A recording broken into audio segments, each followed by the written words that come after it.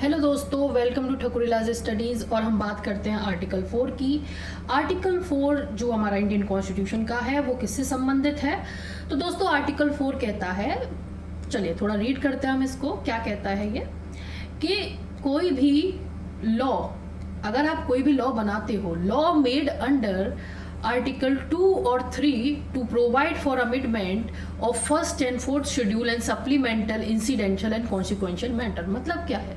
मतलब ये जो हमारी लैंग्वेज है दोस्तों वो काफ़ी टेक्निकल है, हम थोड़ा इसको आसान भाषा में समझते हैं कि अगर आप आर्टिकल 2 और आर्टिकल 3 के अंदर कोई भी लॉ बनाते हैं, आर्टिकल 2 के अंदर कौन सा, आप कोई नई स्टेट इस्टेब्लिश करते हो या कोई नई स्टेट एडमिट करते हो यूनियन ऑफ इंडिया में, या फिर आर्टिकल 3 के अंदर दो स्टेट को मर्ज करते हो या किसी भी स्टेट का नेम एरिया बाउंड्री को चेंज करते हो, ये हम देख चुके हैं पिछली वीडियोस में।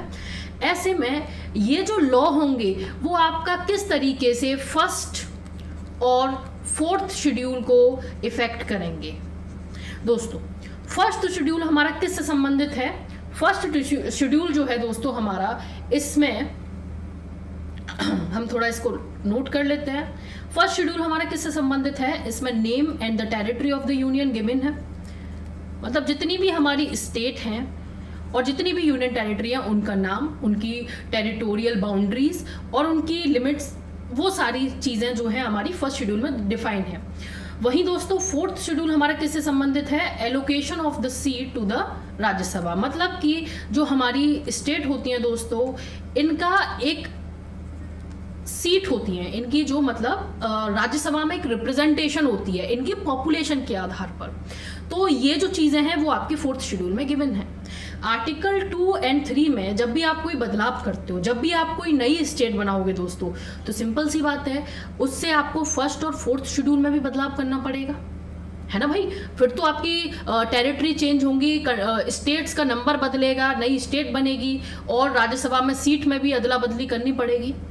तो दोस्तों आर्टिकल 4 कहता है, क्या इसके लिए हमें कॉन्स्टिट्यूशन अमेंडमेंट एक्ट की रिक्वायरमेंट होगी जो हमारा 368 के अंदर होता है? आर्टिकल 4 कहता है no, this can be done by the simple majority. Getting my point? मतलब कि ये दोस्तों ऑटोमेटिकली इसमें अपने आप चेंज हो जाएगा, इसके लिए आपको 368 के अंदर बदलाव नहीं करना पड़ेगा। ठीक है दोस्तों, तो यही है हमारा article 4 of the Indian constitution. तो ये जो आर्टिकल है दोस्तों ये काफी सिंपल आर्टिकल है। अगर हम देखें बाकी आर्टिकल्स को तो इतना सा ही इस आर्टिकल में मेंशन है, इतनी सारी चीजें। तो एक बार हम इसको रीड कर लेते हैं। Any law referred to in article 2 and 3 shall contain such provision for the amendment of first schedule and the fourth schedule as may be necessary to give effect to the provision of the law, and may also contain such supplemental, incidental and consequential provision, including provision as to representation in the parliament and legislature or legislature of state and state affected by such law as parliament may deem necessary। ठीक है, तो 2 और 3 में जो भी law बनाए जाएंगे उससे फोर्थ और फर्स्ट शेड्यूल किस तरीके से प्रभावित होगा। तो जो हमारा फर्स्ट और फोर्थ शेड्यूल में जो चेंज किया जाएगा, तो सेकंड क्लॉज कहता है no such law as aforesaid shall be deemed to be an amendment of this constitution for the purpose of article 368। इस प्रकार का जो लॉ, इस प्रकार का जो चेंज हमारे आर्टिकल शेड्यूल 1 और 4 में होगा उसको हम कॉन्स्टिट्यूशन अमेंडमेंट नहीं कहेंगे, या फिर उसके लिए हमें किसी भी प्रकार के कॉन्स्टिट्यूशन अमेंडमेंट एक्ट की रिक्वायरमेंट नहीं होगी। ये अपने आप हो जाएगा, ये ऑटोमेटिकली हो जाएगा। ठीक है दोस्तों, so thank you so much for watching this video. अगर ये वीडियो आपको हेल्पफुल लग रही है तो आप हमारे चैनल को सब्सक्राइब कीजिए।